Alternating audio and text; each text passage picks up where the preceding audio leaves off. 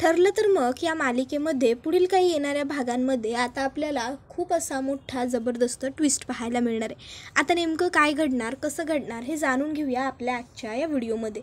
तर मित्रांनो, आता आपण इथं पाहतो की साक्षीला सचिनवरती खूप मोठा डाऊट येणार आहे आणि मग साक्षी सचिनचा गेम करणार। आता नेमकं साक्षी सचिनचा कसा गेम करणार आणि काय करणार हे सगळं जाणून घेण्यासाठी आपला हा व्हिडिओ शेवटपर्यंत नक्की पहा। तर आता आपण पाहतोय की इकडे सध्या साक्षीला सचिनला काहीही करून शोधून काढायचं आहे। सचिन कुठं गेलाय हे तिला काहीही माहीत नाही आहे आणि त्यामुळे ती खूपच जास्त रेस्टलेस झालेली आहे आणि त्यामुळे आता तिने कॉल केलेला आहे एका एजन्सीमध्ये आणि आता ती तिथे सांगत आहे की मला या नंबरचं करंट लोकेशन हवं आहे। त्यावर समोरून तिला खूप पैशांची मागणी केली जाते। त्यावर ती म्हणते ठीक आहे, जितके पैसे लागतील तितके पैसे द्यायला मी तयार आहे, पण लवकरात लवकर मला डिटेल्स मिळायला हव्या। नाही, जर डिटेल्स मिळायला थोडा जरी उशीर झाला तरी मी काय करेन हे फक्त तुम्ही लक्षात ठेवा। त्याबरोबर समोरून तिला आम्ही लवकरात लवकर तुम्हाला सर्व डिटेल्स देऊ असं सांगितलं जातं। इतक्यात कोणीतरी दरवाजा ठोठावतं। अस्मिता जाऊन दरवाजा उघडते तर दरवाजात सचिन असतो। सचिन एक स्माईल करत असतो। आता अस्मिता सचिनकडे बघते आणि रागात विचारते, कुठे होतास तू इतके दिवस? मी एवढे कॉल केलेत, मेसेजेस केलेत, दिसले नाही का तुला? प्रत्येक सोशल मीडियावरून तू ब्लॉक कसा काय झालास? त्यावर सचिन म्हणतो, अगं हो हो हो सॅम, अगं काय गं तू पण काय त्या टिपिकल बायकांसारखं नाही मी दारात आलो तर लगेच सुरुवात केलीस? अगं कमीत कमी मला आतमध्ये ये बोल। त्याबरोबर मग साक्षी म्हणते ठीक आहे, ये आत ये बस। आणि मग ती आता सचिनला आतमध्ये घेऊन येते आणि आतमध्ये आल्यावर ती लगेच सचिनला म्हणते, तू अजूनही माझ्या प्रश्नांची उत्तरं दिलेली नाही आहेस। काय विचारलं मी तुला? तू एवढे दिवस कुठे होतास? तू प्रत्येक सोशल मीडियावरनं, प्रत्येक प्लॅटफॉर्मवरनं कसा काय ब्लॉक झालास? आणि सगळ्यात महत्त्वाचं म्हणजे तुझा फोन का लागत नाही आहे? तुझा फोन का बंद आहे? सचिन पटापट उत्तरं दे, मला तुझ्याकडनं उत्तरं अपेक्षित आहेत। त्यावर सचिन म्हणतो, हो हो सॅम, हो सांगतो, अगं बसू तर दे, 2 घोट पाणी पिऊ दे, मग बोलतो। बरं बाई, तुला धीर निघत नाही आहे ना माझ्या तोंडून ऐकल्याशिवाय? तर ठीक आहे सांगतो। मी तुला म्हटलं माझी मीटिंग आहे, मी मीटिंगसाठी चाललो आहे। मी मीटिंगसाठी गेलो आणि मग तिकडे गेल्याच्या नंतर अगं चुकून माझ्या हातातनंच माझा फोन पडला, फोनचा डिस्प्ले गेला आणि मग काय, सगळा फोन वाया। फोनवरती कुणाचे फोन येत आहेत, कुणाचे फोन जात आहेत, काही म्हणून कळलं नाही आणि मग फोनचं फॉरगेट करावं लागलं। त्यामुळे जे काही होते नव्हते ते सगळे नंबर उडून गेले आणि सगळ्यात महत्त्वाचं म्हणजे सगळे सोशल मीडियासुद्धा डिलीट झाले। त्यामुळे दिसत होतो मी सगळीकडून ब्लॉक, कळलं का? सॅम, अगं काय गं तू काय काय विचार करतेस? तुला काय वाटतं तुझ्याशिवाय मी जगू शकतो का? त्यावर लगेचच आता इकडे ती म्हणते ठीक आहे बरं। त्याबरोबर आता सचिन म्हणतो, आता तरी झाली आहे का तुझी उलट तपासणी पूर्ण की अजूनही काही बाकी आहे? त्याबरोबर साक्षी म्हणते नाही झालं आहे सगळं। त्यावर सचिन म्हणतो, म्हणजे खरोखर तू माझी उलट तपासणी घेत होतीस? त्यावर साक्षी गप्पच राहते।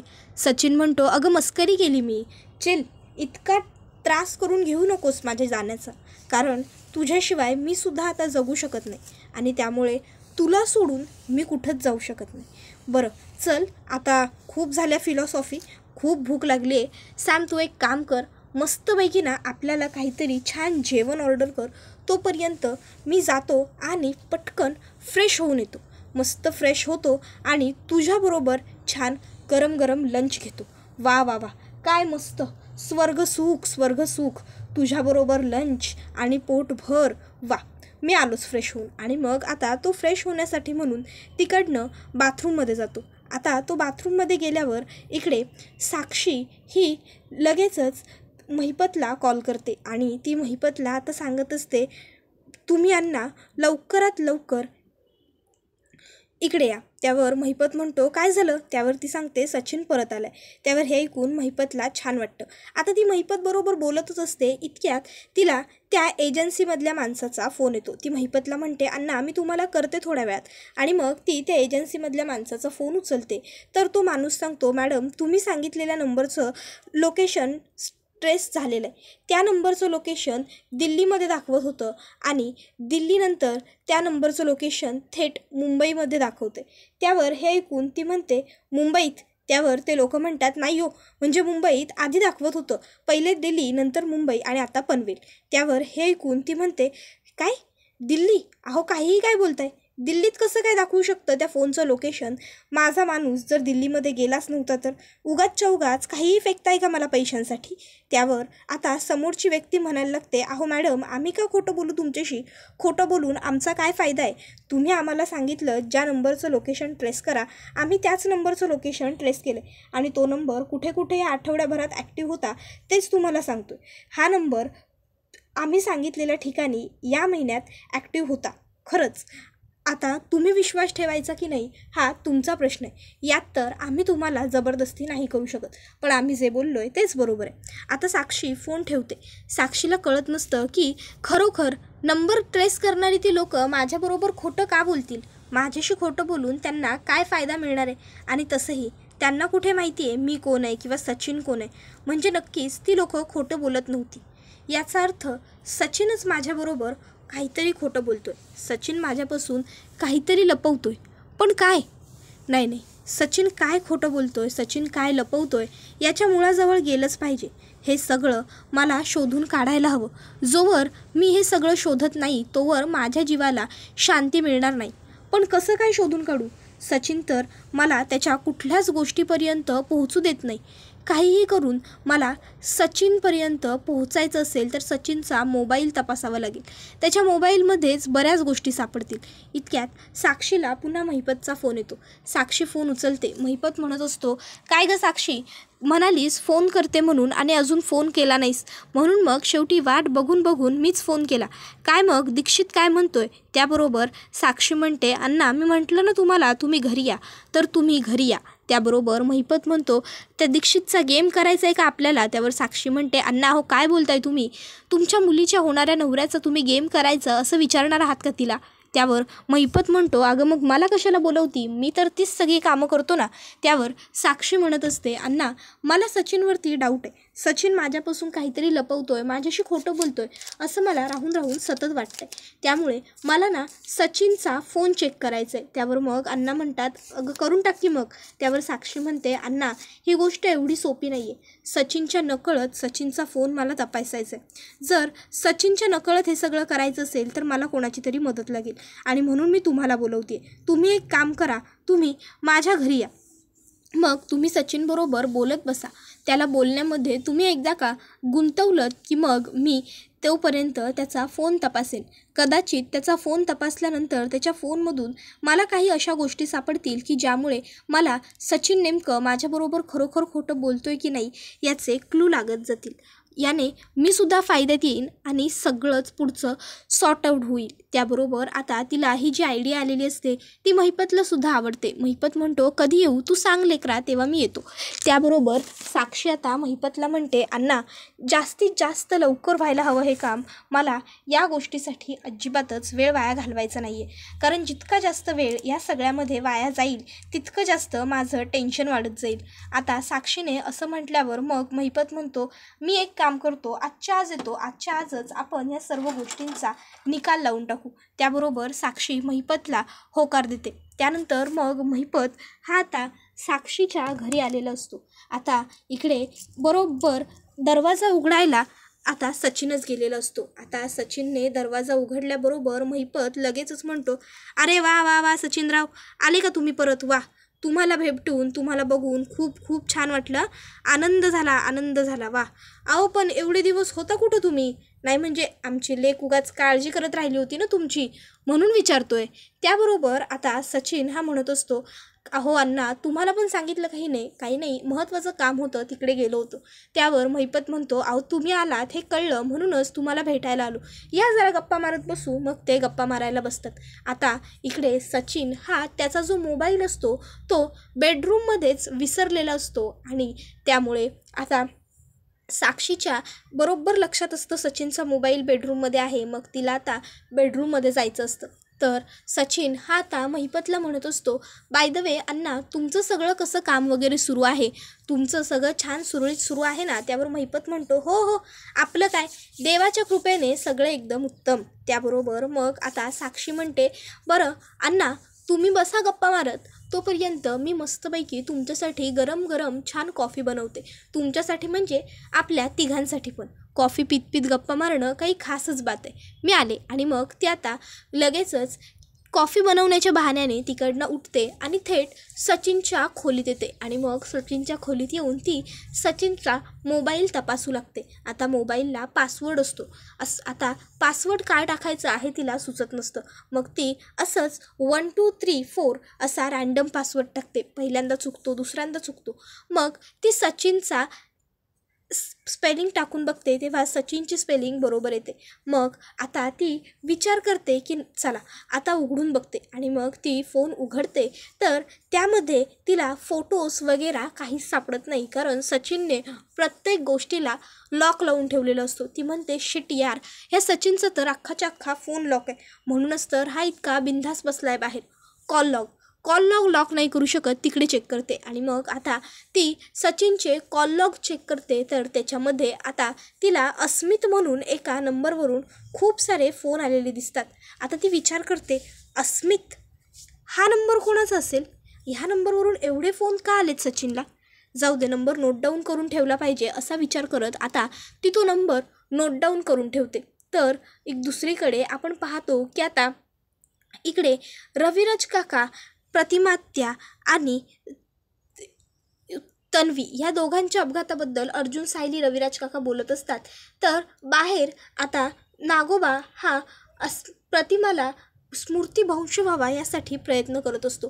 पण सुमन काकीला मात्र हा सगळा त्याचा डाव आहे ही गोष्ट माहीत असते. त्यामुळे सुमन काकीला काहीही झालं तरी काहीही करून प्रतिमा आत्याच्या समोरून नागोबाला हकलवायचा असतो. आणि मग त्यामुळेच आता सुमन काकी सतत मध्ये मध्ये बोलत असते आणि नागोबाची लिंक तोडत असते. ती नागोबाला म्हणत असते, अहो ऐका ना, मला ना जरा तुमची मदत हवी आहे. नाही म्हणजे खरं तर तुम्ही वहिनींबरोबर बोलताना मला तुम्हाला डिस्टर्ब करायचं नाही आहे, पण मला जरा आपल्या खोलीमध्ये मी कपाटावरती एक बॅग ठेवलेली आहे, तेवढी बॅग काढून द्याल का?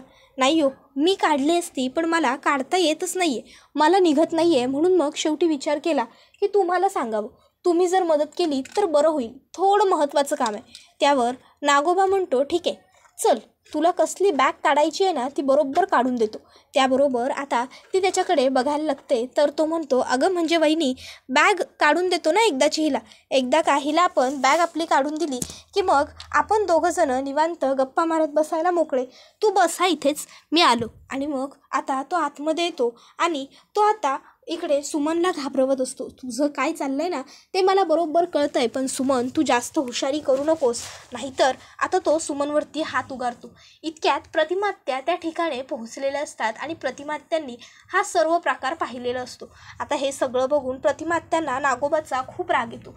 प्रतिमात्या आतमध्ये येते आणि नागोबाला म्हणते, नागराज भाऊजी, काय केलं तुम्ही हे? तुम्ही सुमनवरती हात उगारलात. त्यावर नागोबा म्हणतो, अगं वहिनी, ते नाही म्हणजे तू जास्त सिरियस घेऊ नको. अगं ही सुमन प्रत्येक वेळी काहीतरी कामच अशी करते की त्यामुळे मला राग येतो आणि मी चिडतो, आणि मग मी चिडलो की माझ्या हातून हे असं काहीतरी होतं. त्याबरोबर प्रतिमात्या म्हणते, अच्छा म्हणजे तुम्ही चिडल्यावर तुम्ही तुमच्या मनात येईल तसं वागणार का? एक गोष्ट लक्षात ठेवा भाऊजी, तुम्ही आज जे वागलाय ना ते खूप चुकीचं आहे. आता माफी मागा सुमनची असं म्हटल्यावर नागोबा माफी मागत नाही, उलट तो म्हणतो, अगं वहिनी, हिची काय माफी मागायची, तू कुठे एवढं सिरियस घेतेस? त्यावर मग मात्र आता आणखीन जास्त राग येतो प्रतिमात्याला. आणि मग प्रतिमात्या आता नागराजच्या थोबाडात देते आणि त्याला सांगते, बायको ही घरची लक्ष्मी असते नागराज भाऊजी, लक्षात ठेवा, ती लक्ष्मी आहे तुमची. नागराजला आता खरं तर प्रतिमात्याचा सुद्धा खूप राग आलेला असतो, पण प्रतिमात्याला काहीसुद्धा बोलण्याची नागराजमध्ये हिंमत नसते. त्यामुळे मग नागराज हा गुपचूप तिकडनं निघून जाणंच प्रेफर करतो, कारण नागराजला वाटतं की जर आता मी इथे काही आणखीन बोललो तर विषय वाढेल, वाद होईल आणि दादा बाहेर येईल. आणि जर दादा बाहेर आला आणि दादाला कळलं की मी सुमनवर हात उगारलाय तर दादासुद्धा मला अजून लेक्चर देईल आणि मला सध्या कोणाचंही लेक्चर नको आहे. ह्या प्रतिमाकडे आणि सुमनकडे तर मी नंतर बघेनच. खूप जोर आलाय ना ह्या प्रतिमाला, बघतो हिच्याकडे नंतर, असं मनातल्या मनात म्हणत नागोबा तिकडनं पळ काढतो. त्याच्यानंतर मग आता तो बाहेर येतो आणि जोरात गाडीवरती हात आपटतो आणि आता मनात म्हणत असतो की काहीतरी करायलाच पाहिजे. तर दुसरीकडे सुमन काकी आता विचार करू लागते की आता वहिनींचं ह्या घरामध्ये राहणं रिस्की आहे. नक्कीच यांना काहीतरी वहिनींकडनं काढून घ्यायचं आहे आणि त्याच्यासाठीच हे प्रयत्न करतायत. पण जर हे असं असेल काही, तर मला वहिनींना इथे राहू द्यायचंच नाही आहे. मी काहीही करून वहिनींना ना त्यांच्या माहेरी पाठवते. मग आता सुमन काकी ही रविराज काकांकडे येते आणि रविराज काकांना म्हणत असते, भाऊजी म्हणजे तुम्ही विचार करा, पण मला काय वाटतं माहिती आहे का, थोडे दिवस आपण प्रतिमा वहिनींना ना त्यांच्या माहेरी पाठवायला हवं, पूर्ण आजींच्या घरी. त्याबरोबर रविराज काका म्हणतात, असं अचानक का गं? त्याबरोबर ती म्हणते, अहो नाही म्हणजे आता बघा ना, प्रतिमा वहिनींची बऱ्यापैकी स्मृती ही परत येत चाललेली आहे. जर यावेळी त्या त्यांच्या माहेरच्या माणसांबरोबर राहतील ना, तर त्यांना आणखीन जास्तीत जास्त मदत होईल त्यांचा भूतकाळ आठवायला. कारण माहेरी मुलीच्या जरा जास्तच आठवणी असतात. माहेरी गेल्या तर त्यांनी केलेली लहानपणीची मजा, त्यांच्या गमती जमती, त्यांच्या जुन्या आठवणी, त्या सर्व गोष्टीसुद्धा त्यांना आठवतील. आणि जर या सर्व गोष्टीसुद्धा त्यांना आठवल्या तर ते आपल्यासाठी आणखीन जास्त चांगलं राहील ना. म्हणून मी म्हणत होते की आपण वहिनींना माहेरी पाठवू. म्हणजे तुम्ही हवं तर एकदा वहिनींशी बोला, वहिनींना विचारा त्यांची काय इच्छा आहे, त्या हिशोबाने मग तुम्हाला जे योग्य वाटेल ते तुम्ही करा. त्याबरोबर आता रविराज काका विचार करायला लागतात. त्यावर सुमन म्हणते, भाऊजी अहो विचार कसला एवढा फार करताय, तुम्ही विचारा ना प्रतिमा वहिनींना. त्याबरोबर मग आता रविराज म्हणतो, ठीक आहे तू एवढं म्हणतेस सुमन, तर मी एक काम करतो, मी एकदा विचारूनच घेतो प्रतिमाला, प्रतिमाची काय इच्छा आहे तसं मग करूया. आणि मग आता रविराज काका हे प्रतिमा आत्याला बोलवून घेऊन ये असं सुमनला सांगतात. सुमन प्रतिमा आत्याला बोलवून आणते. मग रविराज काका आता प्रतिमा आत्याला विचारू लागतात, प्रतिमा मला सांग, तुला माहेरी पूर्णाईंकडे जाण्याची इच्छा आहे का? त्यावर सुमनच म्हणायला लागते, वहिनी वाटतंय ना तुम्हाला सुद्धा पूर्ण आजींना, सायलीला, कल्पना वहिनींना सगळ्यांना भेटून यावं वाटतच असेल. अहो मला माहिती आहे ना, आपल्याला बायकांना माहेरी जायला मिळालं नाही की किती वाईट वाटतं ते. तुम्हीसुद्धा थोडे दिवस माहेरी जाऊन या. नाही म्हणजे मी तर माहेरी जात नाही, माझं माहेर लांब आहे, पण तुमचं इथे अगदी हक्केच्या अंतरावर आहे, तर मग तुम्ही तरी जाऊन या असं वाटत होतं मला, म्हणून मी म्हणत होते. आणि तिकडे गेलात तर तुम्हाला तुमच्या जुन्या गोष्टीसुद्धा जरा आठवतील, तर तुम्हाला आणखीन बरं होईल. आणि सगळ्यात महत्त्वाचं म्हणजे सायलीला सुद्धा बरं वाटेल. खूप दिवसात तुमचं तिकडे जाणं झालेलं नाही आहे. आणि प्रतिमा वहिनी तुमचं आहो त्या अस्मितालासुद्धा फायदा होईल. तिलासुद्धा गर्भसंस्काराच्या 4 चांगल्या गोष्टी सांगाल तुम्ही तिकडे गेल्यावर. त्याबरोबर मग आता रविराज काकांना इकडे जे काही सगळं आता सुमन बोलते ते पटतं. मग रविराज काका प्रतिमा आत्याला विचारतात, प्रतिमा तुझं काय म्हणणं आहे, तुला काय वाटतं, तुला जायचं आहे का पूर्ण आजीच्या घरी? त्याबरोबर मग प्रतिमा आत्यासुद्धा म्हणते की हो, खरं तर सायलीला भेटण्याची मलासुद्धा खूप दिवसांची इच्छा आहे. म्हणजे तिच्याबरोबर जरा वेळ घालवावा, तिच्याबरोबर राहावं असं मलासुद्धा वाटतंय. उलट जर तुमची कोणाची हरकत नसेल तर मग मी थोडे दिवस जाऊन आले असते. त्याबरोबर आता रविराज काका म्हणतात, पण तन्वीसुद्धा आहे तिकडे. त्याबरोबर प्रतिमा आत्या म्हणते, अहो असू द्या ना, मग काय झालं, सायली आहे ना माझी काळजी घ्यायला. उलट सायली तन्वीला पुरून उरेल आणि मला काही होऊसुद्धा देणार नाही. माझा तिच्यावर पूर्ण विश्वास आहे. त्यावर हे ऐकून मग रविराज काका ठीक आहे म्हणतात आणि तिला माहेरी पाठवून देतात. आता जेव्हा संध्याकाळी नागोबा घरी येतो आणि नागोबाला कळतं की प्रतिमाला रविराज काकांनी माहेरी पाठवलं आहे, तेव्हा मग मात्र नागोबा खूपच जास्त चिडतो आणि नागोबा आता म्हणायला लागतो की अरे यार, ही अर्धा मेंदू माहेरी गेली, आता मी काय करू, मी कसं आता हिच्याकडनं सगळं काढून घेऊ, मला काढून घ्यायचं होतं हिच्याकडनं, आता काहीतरी करून हिच्या माहेरीसुद्धा मला जावं लागणार. जोवर मला सगळं सत्य समजत नाही की हिला काय काय आठवायला लागलं आहे, तोपर्यंत माझ्या जीवाला शांती येणं शक्य नाही. त्याबरोबर मग आता नागराज हा प्रतिमाच्या माहेरी जाण्यासाठी काय कारण काढता येईल याचाच विचार करू लागतो. त्याबरोबर हा व्हिडिओ आता इथेच संपतो. व्हिडिओ आवडला असेल तर व्हिडिओला लाईक करा, चॅनलवर नवीन असाल तर चॅनलला सबस्क्राईब करा आणि बेल आयकॉन आठवणीने प्रेस करा. करा, जेणेकरून तुम्हाला पुढच्या प्रत्येक व्हिडिओचं नोटिफिकेशन मिळत जाईल आणि सर्व व्हिडिओंचा आनंद हा अगदी उत्तम पद्धतीने घेता येईल.